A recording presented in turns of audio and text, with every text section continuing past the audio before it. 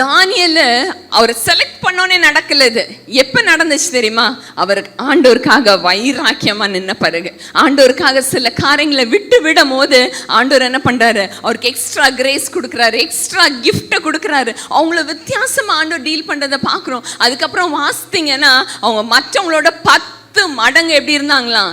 ஞானவான்களா இருந்தாங்க. 10 times smarter than others. அவருக்காக நீங்க சில நாட்களை பிரித்தெடுங்களேன். ஆண்டவருக்காக சில காரியத்தை விட்டு விட வேண்டிய காரியத்தை விட்டு விடுங்களேன். I tell you, God will bless you, God will multiply you. உங்க முகம் பிரகாசிக்கும். மற்றவங்களோட நீங்க என்ன பண்ணுவீங்க?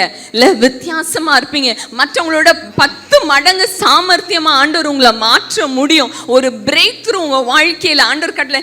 நம்ம வாழ்றது இந்த உலகத்துல தான் பாபிலோன் போல தான் இருக்கு. ஆனா இந்த பாபிலோன்ல ஆண்டவர் உங்களை பிரித்து எடுத்திருக்கார். இந்த பாபிலோன்ல நீங்க வைராக்கியமா நின்னீங்கன்னா ஆண்டவர் என்ன பண்ணுவாரு? அவர் முகத்தை உங்க மேல பிரகாசிப்பாரு.